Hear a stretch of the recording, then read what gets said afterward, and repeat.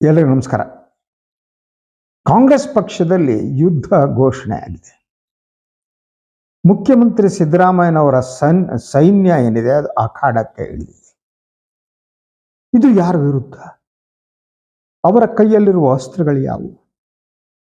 ಇದರಿಂದಾಗುವ ಪರಿಣಾಮಗಳೇನು? ಈ ಎಲ್ಲ ವಿಚಾರದ ಬಗ್ಗೆ ನೋಡೋಣ.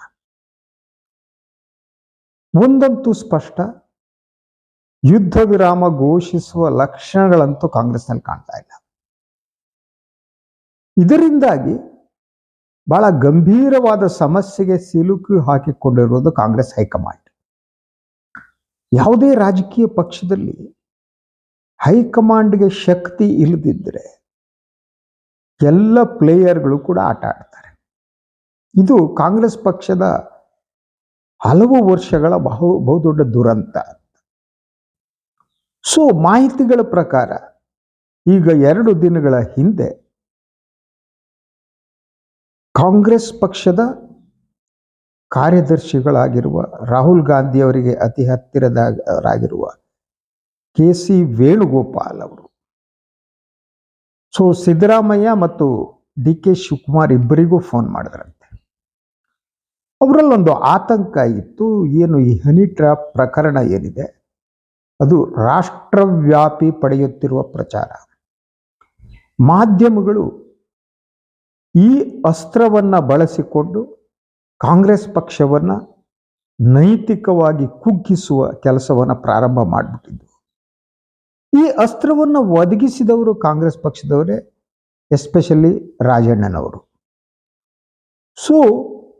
ಅವರ ಕೈ ಅಸ್ತ್ರ ಅದು. ಅವರು ಆ ಅಸ್ತ್ರವನ್ನ ಹಿಡಿದುಕೊಂಡು ತಮ್ಮ ರಾಜಕೀಯ ವಿರೋಧಿಗಳನ್ನ ಮೆಟ್ಟಬೇಕು ಅನ್ನುವುದು ಅವರ ಉದ್ದೇಶ ಆಗಿತ್ತು. ಆದರೆ ಅದು ರಾಷ್ಟ್ರವ್ಯಾಪಿ ಆ ಅಸ್ತ್ರದ ಬಳಕೆ ಆಗಿದ್ದು ಕಾಂಗ್ರೆಸ್ ಪಕ್ಷವನ್ನು ಮೆಟ್ಟುವುದಕ್ಕೆ. ಒಂದು ಆತಂಕಕಾರಿ ಸ್ಥಿತಿ ಇದು. ಕೆ.ಸಿ. ವೇಣುಗೋಪಾಲ್ ಕಾಂಗ್ರೆಸ್ ಪಕ್ಷದ ಬಹಳ ಪವರ್ಫುಲ್ ನಾಯಕರು. ಸಿದ್ದರಾಮಯ್ಯನವರಿಗೆ ಹತ್ತಿರ ಕೂಡ ಅವರು. ಡಿ.ಕೆ. ಶಿವಕುಮಾರ್ಗಿಂತ ಸಿದ್ದರಾಮಯ್ಯಗೆ ಹತ್ತಿರ ಕೆ.ಸಿ. ವೇಣುಗೋಪಾಲ್. ಅವರು ದೂರವಾಣಿ ಕರೆ ಮಾಡಿ ಮುಖ್ಯಮಂತ್ರಿಗಳ ಹತ್ರ ಹೇಳಿದ್ರಂತೆ ಮಾಹಿತಿ ಪ್ರಕಾರ. ಯಾಕೆ ಇದನ್ನ ಹೀಗೆ ಬೆಳೆಯೋದಕ್ಕೆ ಬಿಟ್ರಿ ನೀವು? ಸದನದಲ್ಲಿ ಸಚಿವರೊಬ್ಬರೇ ಈ ವಿಷಯವನ್ನ ಪ್ರಸ್ತಾಪಿಸ್ತಾರೆ ಅಂತ ಆದ್ರೆ ಅದನ್ನ ನೀವು ತಡಿಬಹುದಾಗಿತ್ತಲ್ವಾ? ಹಾಗೇನೆ ಈ ಸಚಿವರನ್ನೆಲ್ಲ ಕುಳಿಸಿಕೊಂಡು ತಾವು ಚರ್ಚೆ ಮಾಡಬಹುದಾಗಿತ್ತು ಅನ್ನುವ ಮಾತನ್ನ ಕೆ.ಸಿ. ವೇಣುಗೋಪಾಲ್ ಸಿದ್ದರಾಮಯ್ಯನವರಿಗೆ ಹೇಳಿದ್ರು, ಬೇಸರ ವ್ಯಕ್ತಪಡಿಸಿದ್ರು ಅಂತ ಹೇಳಲಾಗ್ತಾ ಇದೆ. ಅದರಂತೆಯೇ ಕೆಪಿಸಿಸಿ ಅಧ್ಯಕ್ಷರೂ ಆಗಿರುವ ಡಿ.ಕೆ. ಶಿವಕುಮಾರ್ ಅವರ ಜೊತೆ ಕೂಡ ಮಾತನಾಡಿದ ಕೆ.ಸಿ. ವೇಣುಗೋಪಾಲ್, ನೀವು ಕರ್ನಾಟಕದಲ್ಲಿ ಕಾಂಗ್ರೆಸ್ ಪಕ್ಷದ ಅಧ್ಯಕ್ಷರಾಗಿದ್ದೀರಿ. ಈ ಬೆಳವಣಿಗೆಯನ್ನ ಪಕ್ಷದ ವರಿಷ್ಠರ ಗಮನಕ್ಕೆ ತರಬೇಕು ಅನ್ನುವ ಅರಿವು ಕೂಡ ನಿಮಗಿಲ್ವಾ? ಇದು ಯಾವ ರೀತಿ ಟರ್ನ್ ಪಡೆಯುತ್ತಿದೆ ನೋಡಿ. ಈಗ ರಾಷ್ಟ್ರವ್ಯಾಪಿ ಎಲ್ಲ ಮಾಧ್ಯಮಗಳು ಹಾಗೆ ಗುದ್ದುತ್ತಾ ಕಾಂಗ್ರೆಸ್ ಮಾನ ಮರ್ಯಾದೆ ಹರಾಜು ಹಾಕ್ತಿದ್ದಾರೆ. ಯಾಕೆ ಹೀಗಾಗೋದಕ್ಕೆ ಬಿಟ್ರಿ? ಹೀಗೆ ಇಬ್ಬರ ಹತ್ರರೂ ಕೂಡ ಅವರು ಬೇಸರವನ್ನ ವ್ಯಕ್ತಪಡಿಸಿದ್ರು. ಕಾಂಗ್ರೆಸ್ ಹೈಕಮಾಂಡ್ ಈಗ ಬೇಸರವನ್ನ ವ್ಯಕ್ತಪಡಿಸುವ ಸ್ಥಿತಿಯಲ್ಲಿ ಮಾತ್ರ ಇದೆ. ಯಾರ ಮೇಲೆ ಕ್ರಮ ಕೈಗೊಳ್ಳುವ ಶಕ್ತಿ ಕೂಡ ಇಲ್ಲ. ಕಾಂಗ್ರೆಸ್ ಹೈಕಮಾಂಡ್ಗೆ ಒಂದು ರೀತಿಯಲ್ಲಿ ನರಗಳ ದೌರ್ಬಲ್ಯ ಕಂಡ್ರಿ. ಆ ನರಗಳ ದೌರ್ಬಲ್ಯ ಹೋಗೋದಕ್ಕೆ ಯಾವ್ದಾದ್ರು ಟ್ಯಾಬ್ಲೆಟ್ಸ್ ಕೊಡಬೇಕು. ಅದು ಯಾವುದೋ ಇಂಜೆಕ್ಷನ್ ಕೊಡಿಸ್ಬೇಕಾಗ ಗೊತ್ತಾಗ. ಅದು ಯಾವುದೋ ನರಗಳ ದೌರ್ಬಲ್ಯಕ್ಕೆ ಅದು ಯಾವುದೋ ಒಂದು ಟ್ಯಾಬ್ಲೆಟ್ಸ್ ಹೇಳ್ತಾರಪ್ಪ, ನಮ್ಗೆ ಗೊತ್ತಿಲ್ಲ. ಅದು ಅಂಥದ್ದು ಏನಾದ್ರು ತರಿಸ್ಕೊಡ್ಬೇಕು. ಕಾಂಗ್ರೆಸ್ ಹೈಕಮಾಂಡ್ ಆ ಸ್ಥಿತಿಯಲ್ಲಿ. ಕಮಿಂಗ್ ಟು ದ ಪಾಯಿಂಟ್, ಬೆಳವಣಿಗೆ ಏನಾಯ್ತು ಈಗ? ಒಂದು ಈ ವಿಚಾರ ಪ್ರಸ್ತಾಪ ಆದ ಮೇಲೆ ಡಿ.ಕೆ. ಶಿವಕುಮಾರ್ ಅವರ ಪ್ರತಿಕ್ರಿಯೆ ಇತ್ತಲ್ಲ, ಆ ಪ್ರತಿಕ್ರಿಯೆ ಮೇಲೆ ಈಗ ಪ್ರತಿಕ್ರಿಯೆ ಬರ್ತಾ ಇದೆ. ಯಾವುದಕ್ಕೆ? ಅವರು ಹೇಳಿದ್ದು ಏನು ಅಂತಂದ್ರೆ, ಹಲೋ ಅಂತಂದ್ರೆ ಹಲೋ ಒಂದೇ ಅಂತಾರೆ, ಹಲೋ ಹಲೋ ಹಲೋ ಅನ್ನೋದನ್ನ ಹೇಳಿ. ಅಂದ್ರೆ ಒಂದು ರೀತಿ ಈ ರಾಜಣ್ಣನವರೇ ಇದರಲ್ಲಿ ತಪ್ಪಿದೆ, ಯಾರು ಹನಿ ಟ್ರ್ಯಾಪ್ ಮಾಡಕ್ ಬಂದಿದ್ರೆ ಅವರೇ ಎಂಟರ್ಟೈನ್ ಮಾಡಿದ್ದು ಅನ್ನೋ ಅರ್ಥದಲ್ಲಿ ಅವ್ರು ಹೇಳಿದ್ದು.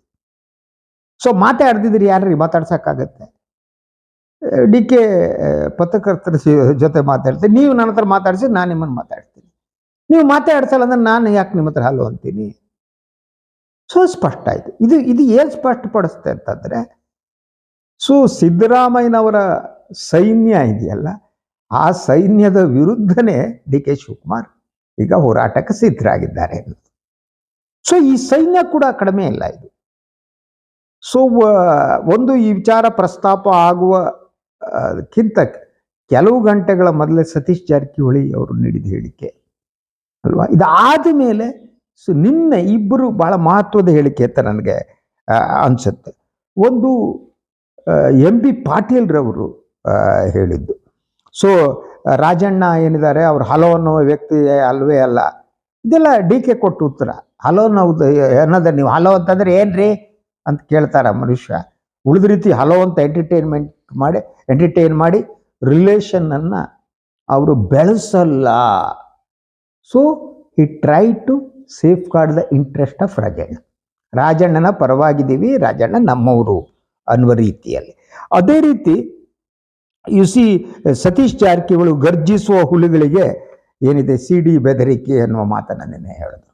ಅಂದ್ರೆ ಗರ್ಜಿಸುವ ಹುಲಿ ಯಾರು? ಗರ್ಜಿಸುತ್ತಿರುವ ಹುಲಿ ರಾಜಣ್ಣ ಅವರು ಅಲ್ವಾ. ಅವರು ಯಾರ ಮೇಲೆ ಗರ್ಜಿಸ್ತಿದ್ರು? DK ಶಿವಕುಮಾರ್ ಮೇಲೆ ಗರ್ಜಿಸ್ತಿದ್ರು. ಸೊ ಗರ್ಜಿಸುವ ಹುಲಿಗಳ ಮೇಲೆ ಏನಿದೆ ಅದು CD ಬೆದರಿಕೆಯನ್ನು ಓಡ್ತಿದ್ದಾರೆ ಅಂದ್ರೆ ಅವ್ರು ಯಾರ ಮೇಲೆ ಅದನ್ನು ಆರೋಪ ಮಾಡ್ತಿದ್ದಾರೆ? DK ಶಿವಕುಮಾರ್ ಮೇಲೆ. ಅಂದ್ರೆ ರಾಜಣ್ಣ ಗರ್ಜಿಸುವ ಹುಲಿ, CD ಬೆದರಿಕೆಯನ್ನು ಮಾಡ್ತಿರುವವರು ಅವ್ರು ಯಾರ ವಿರುದ್ಧ ಗರ್ಜಿಸ್ತಾರೋ ಅವರು ಅನ್ನುವ ಅರ್ಥದಲ್ಲಿ ಸತೀಶ್ ಜಾರಕಿಹೊಳಿ ಹೇಳಿದ್ದು. ಅದ್ಯಾರು? DK ಶಿವಕುಮಾರ್. ಅಂದ್ರೆ ಇವರೆಲ್ಲ ಸೇರಿ DK ಶಿವಕುಮಾರ್ ಅವರ ಮೇಲೆ ಆರೋಪವನ್ನ ಮಾಡ್ತಾ ಇದ್ದಾರೆ. ಯಾರು? ಇವರೆಲ್ಲ ಬಹುತೇಕ ಸಿದ್ದರಾಮಯ್ಯನವರ ಸೈನ್ಯ ಅನ್ನೋ ಶಬ್ದವನ್ನು ನಾನು ಬಳಸಿದ್ದೇನೆ. ಇದು ಸಿದ್ದರಾಮಯ್ಯನವರ ಸೈನ್ಯ. ಈ ಸೈನ್ಯ ದಾಳಿ ಮಾಡೋದಕ್ಕೆ ಸಿದ್ಧ ಆಗಿದೆ. ಅವರ ಕೈಯಲ್ಲೇ ಇರುವ ಅಸ್ತ್ರ ಹರಿಟ್ರ್ಯಾಪ್. ಸೊ ಇವರ ಜೊತೆಗೆ ಡಾಕ್ಟರ್ ಪರಮೇಶ್ವರ್ ಕೂಡ ಇದ್ದಾರೆ, ಡಾಕ್ಟರ್ ಮಹದೇವಪ್ಪನವರಿದ್ದಾರೆ. ಸೊ ಇವರೆಲ್ಲ ಡಾಕ್ಟರ್ಗಳಿದ್ದಾರೆ. ಡಾಕ್ಟರ್ಗಳು ಇವರು ಇಂಜೆಕ್ಷನ್ ಕೊಡ್ತಾ ಇರೋದು ಯಾರಿಗೆ? ಯಾವ ರೀತಿ ಅರವಳಿಕೆ ಇಂಜೆಕ್ಷನ್ನು ಯಾವುದೋ ಗೊತ್ತಿಲ್ಲ. ಇವು ಸಿದ್ದರಾಮಯ್ಯನವರ ಗುಂಪಿನಲ್ಲಿರುವ ಈ ಎಲ್ಲ ಡಾಕ್ಟರ್ಗಳೀಗ ಈಗ ಔಷಧ ಕೊಡೋದಕ್ಕೆ ಹೊರಟಿದ್ದಾರೆ. ಅದು ಯಾರಿಗೆ? ಅವರು ಕೊಡಲು ಹೊರಟಿರುವ ಔಷಧ DK ಶಿವಕುಮಾರ್ ಮತ್ತು ಅವ್ರ ಗುಂಪಿ. ಸೊ ಈಗ ಬಂದಿರುವ ಮಾಹಿತಿಗಳ ಪ್ರಕಾರ ಈ ಸಚಿವರುಗಳೇನಿದ್ದಾರೆ ಅವರು ದೆಹಲಿಗೂ ಕೂಡ ಭೇಟಿ ಮಾಡೋ ಚಾನ್ಸಸ್ ಇದೆ. ಇವರೆಲ್ಲ ಹೋಗಿ ದೆಹಲಿಗೆ ಹೋಗಿ ಒಂದು ರೀತಿಯಲ್ಲಿ ಇದು ಶಕ್ತಿ ಪ್ರದರ್ಶನದ ಹಂತಕ್ಕೆ ಬಂದಿದೆ ಅಂತ ನನಗೆ ಅನ್ಸುತ್ತೆ. ಸೊ ಸಿದ್ದರಾಮಯ್ಯನವರ ಗುಂಪು ಶಕ್ತಿ ಪ್ರದರ್ಶನಕ್ಕೆ ಸಿದ್ಧವಾಗಿದೆ. ನಾವು ಪ್ರಬಲರಾಗಿದ್ದೇವೆ. ಇದರಲ್ಲಿ 2-3 ಅಂಶಗಳಿದೆ ಈ ಬೆಳವಣಿಗೆ ಹಿಂದೆ. ಇಲ್ಲಿ ಗುರಿಯೂ ಸ್ಪಷ್ಟ, ದಾರಿಯೂ ಸ್ಪಷ್ಟ. ಗುರಿ ಏನು? ಈಗ ಬಹಳ ಸ್ಪಷ್ಟವಾಗಿ ಇಲ್ಲಿ ನಮಗ ಅನ್ನಿಸುವ ಹಾಗೆ ಈ ಬೆಳವಣಿಗೆಯನ್ನು ನೋಡಿದರೆ ಗುರಿ DK ಶಿವಕುಮಾರ್ ಅಲ್ಲ, ಗುರಿ ಕಾಂಗ್ರೆಸ್ ಹೈಕಮಾಂಡ್. ಕಾಂಗ್ರೆಸ್ ಹೈಕಮಾಂಡೇ ಈಗ ಗುರಿ. ದುರ್ಬಲವಾಗಿರುವ ಕಾಂಗ್ರೆಸ್ ಹೈಕಮಾಂಡ್ 2 ಕಾರಣಗಳಿಗಾಗಿ.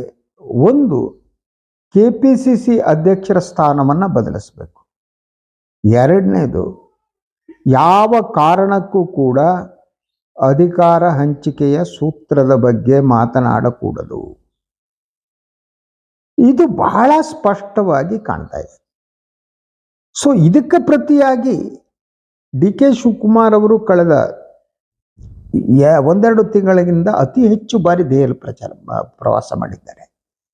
ಪ್ರವಾಸ ಮಾಡಿ ಅವರು ರಾಹುಲ್ ಗಾಂಧಿ ಅವ್ರನ್ನ ಭೇಟಿ ಮಾಡಿದ್ದಾರೆ, ಬೇರೆ ಬೇರೆ ನಾಯಕರನ್ನ ಭೇಟಿ ಮಾಡಿದ್ದಾರೆ. ಇದರ ಉದ್ದೇಶ ಬಹಳ ಸ್ಪಷ್ಟ. ಬರೋ ನವೆಂಬರ್ ಹೊತ್ತಿಗೆ ಸಿದ್ದರಾಮಯ್ಯ 2.5 ವರ್ಷ ಮುಗಿಯುತ್ತೆ.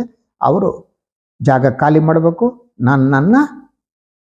ನನ್ನನ್ನು ಮುಖ್ಯಮಂತ್ರಿ ಮಾಡಬೇಕು. ಆದರೆ ಅದಕ್ಕೆ ಅಡ್ಡಗಾಲು ಹಾಕುವುದಕ್ಕೆ ಏನಿದೆ ಅದಕ್ಕೆ ಪ್ರತಿತಂತ್ರಗಳು ನಡೀತಾ ಇದೆ. ಆಗ ನೋಡಿದರೆ ಬಹಳ ಸಂದರ್ಭದಲ್ಲಿ DK ಶಿವಕುಮಾರ್ ಅವರು ರಾ ಆಗಿ ಅವರ ಒಂದು ಮ್ಯಾಚ್ಯೂರ್ಡ್ ಆಗಿ ವರ್ತನೆ ಮಾಡ್ತಾ ಇದ್ದಂಗೆ ಕಾಣಲ್ಲ. ಬಟ್ ಇವರು ಏನು ಒಂದು ಚಕ್ರವ್ಯೂಹವನ್ನು ರಚಿಸ್ತಾ ಇದ್ದಾರೆ ಸಿದ್ದರಾಮಯ್ಯ ಮತ್ತು ಅವ್ರ ಬೆಂಬಲಿಗರು. ಆ ಚಕ್ರ ವ್ಯೂಹವನ್ನು ಭೇದಿಸುವುದಕ್ಕೆ ಡಿ ಕೆ ಶಿವಕುಮಾರ್ ಹತ್ರ ಯಾವುದೇ ಒಂದು ಸ್ಪಷ್ಟವಾದ ಯೋಜನೆ ಇದೆ ಅಂತ ನನಗನ್ಸಲ್ಲ. ಅವ್ರು ಎಮೋಷ್ನಲ್ ಆಗಿ ಮಾತಾಡ್ಬಿಡ್ತಾರೆ. ಒಬ್ಬ ಮೆಚ್ಯೂರ್ಡ್ ರಾಜಕಾರಣ ಆ ರೀತಿಯಲ್ಲಿ ನಾನು ಹಿಂದೆನೂ ಹೇಳಿದೆ, ಡಿ ಕೆ ಶಿವಕುಮಾರ್ ಪ್ರಾಬ್ಲಮ್ ಅಂದರೆ ಅವರು ಎಸ್ ಎಂ ಕೃಷ್ಣ ಹತ್ರ ಇದ್ದರೂ ಏನು ಕಲಿತೇ ಇಲ್ಲ ಅವರಿಂದ. ಎಸ್ ಎಂ ಕೃಷ್ಣ ಎಲ್ಲಿ ಕ್ರಿಯೆ ಮತ್ತು ಎಲ್ಲಿ ಪ್ರತಿಕ್ರಿಯೆ, ಯಾವುದಕ್ಕೆ ಪ್ರತಿಕ್ರಿಯೆ ನೀಡಬೇಕು, ಯಾವುದಕ್ಕೆ ಪ್ರತಿಕ್ರಿಯೆ ನೀಡಿಕೊಡೋದು, ಎಲ್ಲಿ ಮೌನವಾಗಿರಬೇಕು, ಎಲ್ಲಿ ಮಾತನಾಡಬೇಕು. ಒಬ್ಬ ಯಶಸ್ವಿ ರಾಜಕಾರಣಿಗೆ ಇದೆಲ್ಲ ಬೇಕಾಗುತ್ತೆ. ಆದರೆ ಡಿ ಕೆ ಶಿವಕುಮಾರ್ ಆ ರೀತಿಯ ವರ್ತನೆಯನ್ನು ತೋರಿಸ್ತಾ ಇಲ್ಲ. ಕೆಲವೊಮ್ಮೆ ರಾಜಕಾರಣದಲ್ಲಿ ನಿಮ್ಮ ವಿರೋಧಿಗಳನ್ನು ಕೂಡ ನಿಮ್ಮ ಬುಟ್ಟಿಗೆ ಹಾಕಿಕೊಳ್ಳಬೇಕಾದ ಒಂದು ತಂತ್ರ ಬೇಕಾಗುತ್ತೆ, ಅದು ಕಾಣಲ್ಲ. ಸೊ ಏನು ಡಿ ಕೆ ಶಿವಕುಮಾರ್ ಅವರು ಮತ್ತು ಅವರ ಬೆಂಬಲಿಗರು ಏನಿದ್ದಾರೆ, ಅವರು ಹೆಚ್ಚು ರಾ ಆಗಿ ಕಚ್ಚಾ ಅಂತಾರೆ ನೋಡಿ, ಸೊ ಆ ರೀತಿ ರಿಯಾಕ್ಟ್ ಮಾಡ್ತಾ ಹೋಗೋದು. ಆದರೆ ಸಿದ್ದರಾಮಯ್ಯ ಇವರು ಅಪ್ರೋಚ್ ಬೇರೆ. ಅವರು ಅಹಿಂದ ಏನಿದೆ, ಅಹಿಂದ ಅಸ್ತ್ರವನ್ನು ಗಟ್ಟಿಯಾಗಿ ಹಿಡ್ಕೊಂಡಿದ್ದಾರೆ. ಸೊ ಆ ಕಾರಣಕ್ಕಾಗಿಯೇ ನಾನು ನಿನ್ನೆ ಕೂಡ ಒಂದು ವಿಶ್ಲೇಷಣೆ ಹೇಳಿ, ತಾವು ಗಮನಿಸ್ಬೋದು ನನ್ನ ಯೂಟ್ಯೂಬಲ್ಲಿ ಹೋಗ್ಬಿಟ್ಟು. ಸೊ ಏನು ಸಿದ್ದರಾಮಯ್ಯನವರು ಒಂದು ಮಾತನ್ನು ಹೇಳಿದ್ರು, ನನಗೆ ಬಹಳ ಅದು ಮುಖ್ಯ ಅಂತ ಅನಿಸಿದ್ದು, ರಾಜಣ್ಣನವರ ಮೇಲೆ ನಡೆದ ಹನಿ ಟ್ರ್ಯಾಪ್ ಪ್ರಕರಣ ಏನಿದೆ, ಅದಕ್ಕೆ ಅವರು ಈ ಜಾತಿಯ ತಿರುವನ್ನು ಕೊಡುವುದಕ್ಕೆ ಯತ್ನ ಮಾಡಿದ್ದು. ಪರಿಶಿಷ್ಟ ವರ್ಗದಕ್ಕೆ ಸೇರಿದ ಸಚಿವರಾದ ರಾಜಣ್ಣನವರು ಅಂತ ಅವರು ಬಳಸಿದ್ದು. ಸುಮ್ಮನೆ ಬಳಸಲ್ಲ ಶಬ್ದಗಳ ಏನಿದೆ, ಅದು ಶಬ್ದಗಳನ್ನು ನೀವು ಬಟ್ಟೆ ಒಗ್ದಂಗೆ ಒಗೆಯೋಕ್ಕಾಗಲ್ಲ. ಶಬ್ದಗಳನ್ನು ಬಳಸದಿರುವುದಕ್ಕೆ ಕಾರಣ ಇರುತ್ತೆ ರಾಜಕಾರಣದಲ್ಲಿ. ಸೊ ಪರಿಶಿಷ್ಟ ಜಾತಿಗೆ ಸೇರಿದ ರಾಜಣ್ಣ ಅಂತ ಹೇಳುವುದು ಉದ್ದೇಶಪೂರ್ವಕ, ಹೇಳಿದ್ದು ಉದ್ದೇಶಪೂರ್ವಕ ಸಿದ್ದರಾಮಯ್ಯ. ಅಂದರೆ ಇದಕ್ಕೊಂದು ಟರ್ನ್ ಕೊಡಬೇಕು. ಇದು ಅಹಿಂದ ವರ್ಸಸ್ ಅಪ್ಪರ್ ಕಾಸ್ಟ್ ಅನ್ನುವ ಒಂದು ತಿರುವು ಏನಿದೆ, ಅದು ಆವಾಗಲೇ ಪಡೆದು ಬಿಟ್ಟಿತ್ತು. ಇದು ಅಹಿಂದ ಸಚಿವರ ಮೇಲೆ ಮೇಲ್ಜಾತಿಗೆ ಸೇರಿದ ಸಚಿವರುಗಳು ನಡೆಸುತ್ತಿರುವ ದಾಳಿ ಅನ್ನುವ ತಿರುವನ್ನ ಸಿದ್ದರಾಮಯ್ಯ ಕೊಟ್ಟಿದ್ದು.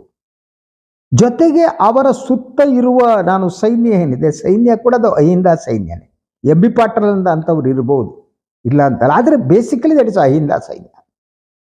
ಈ ಅಹಿಂದ ಸೈನ್ಯವನ್ನ ಎದುರಿಸೋದಕ್ಕೆ ಡಿ ಕೆ ಶಿವಕುಮಾರ್ ಹತ್ರ ಯಾವ ಅಸ್ತ್ರ ಇದೆ? ಯಾಕೆಂದ್ರೆ ಅವರ ಬೆಂಬಲಿಗ ಬೇಸ್ ಇದೆ ನೋಡಿ. ಆ ಬೆಂಬಲಿಗ ಬೇಸು ಬಹಳ ಮಟ್ಟಿಗೆ ಅದು ಹಳೆ ಮೈಸೂರು ಪ್ರದೇಶಕ್ಕೆ, ಒಕ್ಕಲಿಗರ ಪ್ರಾಬಲ್ಯವಿರುವ ಪ್ರದೇಶಕ್ಕೆ ಸೀಮಿತ ಆದದ್ದು. ಸಂಘಟನೆಯನ್ನು ಅವ್ರು ಮಾಡಿದ್ದಾರೆ, ಕರ್ನಾಟಕಾದ್ಯಂತ ಕಟ್ಟಿದ್ದಾರೆ ಅವರು. ಆದರೆ ಅವರಿಗೆ ಒಂದು ಜನಸಮುದಾಯದ ನಾಯಕ ಏನಿದ್ದಾನೆ, ಅವನು ಜನನಾಯಕನಾಗಿ ಬದಲಾಗುವುದಿರುತ್ತಲ್ಲ, ಅದು ಬಹಳ ಮುಖ್ಯ. ಒಬ್ಬ ಒಂದು ಸಮುದಾಯದ ನಾಯಕ ಜನನಾಯಕನಾಗುವಂಥದ್ದು. ಆಗುವ ಸಂದರ್ಭದಲ್ಲಿ ಯಾವುದೋ ಒಂದು ಜಾತಿಯ ನಾಯಕನಾಗಿದ್ದರೆ ಆಗಲ್ಲ. ಅಟ್ಲೀಸ್ಟ್ ಒಂದು ಗುಂಪಿನ, ಈಗ ಅಹಿಂದ ಅನ್ನೋ ಸಿದ್ದರಾಮಯ್ಯ ಏನಿದೆ, ಅದು ಕುರುಬರು, ದಲಿತರು ಎಲ್ಲರನ್ನೂ ಸೇರಿಸುವಂಥದ್ದು. ಆವಾಗ ಅದು ಒಂದು ಜನನಾಯಕನ ರೂಪವನ್ನು, ಶಕ್ತಿಯನ್ನು ಕೊಡ್ತಾ ಹೋಗುತ್ತೆ. ಡಿ ಕೆ ಶಿವಕುಮಾರ್ ಅವರು ಈ ಜನನಾಯಕನಾಗುವ ಯತ್ನವನ್ನು ಮಾಡಿಲ್ಲ. ಅದಕ್ಕೆ ಅವರಿಗೆ ಅಡ್ಡಿಯಾದದ್ದು ಅವರು ಆಗಾಗ ನೀಡುವ ಹೇಳಿಕೆ ಮತ್ತು ಪ್ರತಿಕ್ರಿಯೆಗಳು. ಆ ಹೇಳಿಕೆ ಮತ್ತು ಪ್ರತಿಕ್ರಿಯೆಗಳು ಅವರ ರಾಜಕೀಯ ಭವಿಷ್ಯಕ್ಕೆ ಬಹುದೊಡ್ಡ ಅಡ್ಡಿಯಾಗಿವೆ. ಕೆಲವೊಮ್ಮೆ ಎಮೋಷನಲ್ ಆಗಿ ಮಾತನಾಡೋದು, ಕೆಲವೊಮ್ಮೆ ದುರಹಂಕಾರಿ ಅನ್ನುವಂತೆ ಬೇರೆಯವರು ಟೀಕಿಸುವಂತೆ ಮಾತಾಡ್ಬಿಡೋದು, ಸಡನ್ ರಿಯಾಕ್ಷನ್. ಪಾಲಿಟಿಕ್ಸ್ನಲ್ಲಿ ಸಡನ್ ರಿಯಾಕ್ಷನ್ ಯಾವತ್ತೂ ಕೊಡ್ಬೋದು, that is wrong. Sudden reaction, ತಕ್ಷಣದ ರಿಯಾಕ್ಷನ್ ಮತ್ತು ಎಮೋಷನಲ್ ರಿಯಾಕ್ಷನ್ ಏನಿದೆ, ಒಬ್ಬ ರಾಜಕಾರಣಿಯ ರಾಜಕೀಯ ಭವಿಷ್ಯದ ಮೇಲೆ ಅದು ದುಷ್ಪರಿಣಾಮವನ್ನು ಬೀರುತ್ತೆ. ಅಂದರೆ ನೀವು ಎರಡು ರೀತಿ ಇರುತ್ತೆ. ನಾವು ಆಲೋಚನೆ ಮಾಡಿ ಮಾತನಾಡುವುದು ಒಂದು, ಮಾತನಾಡಿ ಆಲೋಚನೆ ಮಾಡೋದು. ಯಾವತ್ತು ಮಾತನಾಡಿ ಆಲೋಚನೆ ಮಾಡುವವನೇನಿದ್ದಾನೆ ಸೋಲ್ತಾನೆ. ಯೋಚನೆ ಮಾಡಿ ಮಾತನಾಡುವವನು ಗೆಲ್ತಾನೆ. ಯೋಚನೆ ಮಾಡಿ ಮಾತನಾಡುವವನು ತನ್ನದೇ ಆದ ಒಂದು ಕಾರ್ಯ ಸೂಚಿಯನ್ನು ಸಿದ್ಧಪಡಿಸ್ಕೊಂಡಿರ್ತಾನೆ.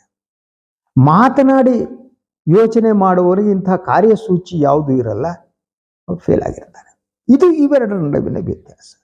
ಸೊ ಈಗ ನನಗೆ ಅನಿಸುತ್ತೆ ಕಾಂಗ್ರೆಸ್ ಹೈಕಮಾಂಡ್ ಇದನ್ನೇ ಸೀರಿಯಸ್ ಟ್ರಬಲ್. ನಾವು ಬಹುದೊಡ್ಡ ಮೊದಲೇ ಕಾಂಗ್ರೆಸ್ ಹೈಕಮಾಂಡಿಗೆ ನರಗಳ ದೌರ್ಬಲ್ಯ ಇದೆ, ಅದರ ಜೊತೆಗೆ ಬೇರೆ ಬೇರೆ ದೌರ್ಬಲ್ಯ ಪ್ರಾರಂಭ ಆಗಿದೆ. ಅವರು ಸಿದ್ದರಾಮಯ್ಯನವ್ರನ್ನು ಬದಲಿಸುವ ಶಕ್ತಿ ಅವರಿಗಿಲ್ಲ, ದೇ ಕಾಂಟ್. ಅದರಂತೆ ಡಿ ಕೆ ಅವರು ಸುಮ್ಮನಿರು ಅಂತ ಹೇಳಾಗೂ ಇಲ್ಲ, ಋಣ ಇದೆ. ಕಾಂಗ್ರೆಸ್ ಪಕ್ಷಕ್ಕೆ ಡಿ ಕೆ ಶಿವಕುಮಾರ್ ಅವರ ಋಣ ಇದೆಯಲ್ಲ, ಅದಿದೆ. ಯಾಕೆಂದರೆ ಹಲವು ಚುನಾವಣೆಗಳಲ್ಲಿ ಆರ್ಥಿಕ ಸಂಪನ್ಮೂಲವನ್ನು ಕಾಂಗ್ರೆಸ್ ಪಕ್ಷಕ್ಕೆ ಒದಗಿಸಿದವರೇ D K Shivakumar. Last 20 years ಇರ್ಬೋದು ನಾನು ನೋಡೋದು. ಆದ್ದರಿಂದ ಅವ್ರನ್ನ ಸುಮ್ಮನಿರಿಸೋದು ಕಷ್ಟ, ಯಾಕೆಂದರೆ ಋಣಭಾರ, ದುಡ್ಡಿನ ಭಾರ. ಸಿದ್ದರಾಮಯ್ಯ ಅವರು ಒಂದು ಅಹಿಂದ ಸಮುದಾಯವನ್ನು ಪ್ರತಿನಿಧಿಸೋದ್ರಿಂದ ಇದು ಬೇರೆ ಟರ್ನ್ ತಗೊಂಡ್ರೆ ಗೂಟ ಬೀಳುತ್ತೆ. ಅದ್ರ ಜೊತೆಗೆ ಈ ಅಹಿಂದ ಸಮುದಾಯದ ಕುರಿತು ಪ್ರತಿಯೊಂದು ವಿಚಾರದ ಬಗ್ಗೆ ರಾಹುಲ್ ಗಾಂಧಿಯವರ ಒಂದು ಸ್ಟ್ಯಾಂಡ್ ಇದೆ, ಅದು ಸಿದ್ದರಾಮಯ್ಯನವರ ಸ್ಟ್ಯಾಂಡಿಗೆ ಹತ್ರ. ಈ ಕಾಂಪ್ಲೆಕ್ಸಿಟೀಸ್ ಇದೆಯಲ್ಲ, ಅದು ಇದೆ ಅನ್ನೋದು. ಸೊ ಆದ್ದರಿಂದ ಇದರಲ್ಲಿ ಯಾವ ರೀತಿ ವರ್ತನೆ ಮಾಡ್ತಾರೆ. ಸೊ ಕಾಂಗ್ರೆಸ್ ಹೈಕಮಾಂಡ್ನಲ್ಲಿ 3 ಜನ ಅಲ್ವಾ, ರಾಹುಲ್ ಗಾಂಧಿ, ಪ್ರಿಯಾಂಕಾ ಗಾಂಧಿ, ಸೋನಿಯಾ ಗಾಂಧಿ. ನಮ್ಮವರೇ ಆದಂಥ ಖರ್ಗೆ ಅವರಿಗೆ ಎಷ್ಟರ ಮಟ್ಟಿಗೆ ಶಕ್ತಿ ಅಧಿಕಾರ ಇದೆಯೋ ಗೊತ್ತಿಲ್ಲ. ಅವ್ರು KPCC ಪ್ರೆಸಿಡೆಂಟ್ ನಿಜ, ಆದರೆ ಅಲ್ಟಿಮೇಟ್ ಡಿಸಿಷನ್ ಅವ್ರ ಕೈಗೆ ಬಿಡ್ತಾರೆ ಅಂತ ನಾನಂತೂ ನಂಬಲ್ಲ. ಕಾಂಗ್ರೆಸ್ನಲ್ಲಿ ಆಗಲ್ಲ. ಈ ಕುಟುಂಬನೇ ಪವರ್ಫುಲ್. ಈ ಕುಟುಂಬ ಪವರ್ಫುಲ್ ಆಗಬೇಕು, ಯಾವುದೇ ತೀರ್ಮಾನ ತೆಗೆದಿದ್ರೆ ಈ ಮೂರು ಒಂದು ಅಭಿಪ್ರಾಯಕ್ಕೆ ಬರಬೇಕು. ಅದು ಕಷ್ಟ. ರಾಹುಲ್ ಗಾಂಧಿ ಸ್ಟ್ಯಾಂಡು, ಸೋನಿಯಾ ಗಾಂಧಿ ಸ್ಟ್ಯಾಂಡ್ವೇ ಹಲವು ಸಂದರ್ಭದಲ್ಲಿ ಭಿನ್ನಾಭಿಪ್ರಾಯ ಇದೆ, ಈ ವಿಚಾರದಲ್ಲೂ ಭಿನ್ನಾಭಿಪ್ರಾಯ. ಅದರಿಂದ it is very serious problem ನಾವು ಇನ್ ಕಾಂಗ್ರೆಸ್. ಸೊ ಚಕ್ರವ್ಯೂಹ ರಚನೆಯಾಗಿದೆ, ಸಿದ್ದರಾಮಯ್ಯನವರ ಸೈನ್ಯ ಇಳಿದಿದೆ, ಅವರ ಕೈಯಲ್ಲಿ ಈಗ ಪ್ರಬಲವಾದ ಹನಿ ಟ್ರ್ಯಾಪ್ ಅಸ್ತ್ರ ಇದೆ. ಕಾಂಗ್ರೆಸ್ ಹೈಕಮಾಂಡ್ ಏನು ಮಾಡುತ್ತೆ, ಡಿ ಕೆ ಶಿವಕುಮಾರ್ ಏನು ಮಾಡ್ತಾರೆ, I don't know. This A situation. ಇದು ಇವತ್ತಿನ ಸುದ್ದಿ ವಿಶ್ಲೇಷಣೆ. ಇನ್ನೊಂದು ವಿಚಾರದೊಂದಿಗೆ ಮತ್ತೆ ಬರ್ತೀನಿ. ನನ್ನ ವಾಹಿನಿಯನ್ನು ಲೈಕ್ ಮಾಡಿ, ಸಬ್ಸ್ಕ್ರೈಬ್ ಮಾಡಿ, ಬೆಲ್ ಐಕಾನ್ ಪ್ರೆಸ್ ಮಾಡೋದಕ್ಕೆ ಮರಿಬೇಡಿ. ಹಾಗೆಯೇ ಸಾಧ್ಯ ಆದರೆ ಸಹಾಯ ಮಾಡಿ. ಸ್ವತಂತ್ರ ಪತ್ರಿಕೋದ್ಯಮವನ್ನು ಉಳಿಸಿ ಬೆಳೆಸಿ. ಎಲ್ಲರಿಗೂ ಶುಭ ದಿನ.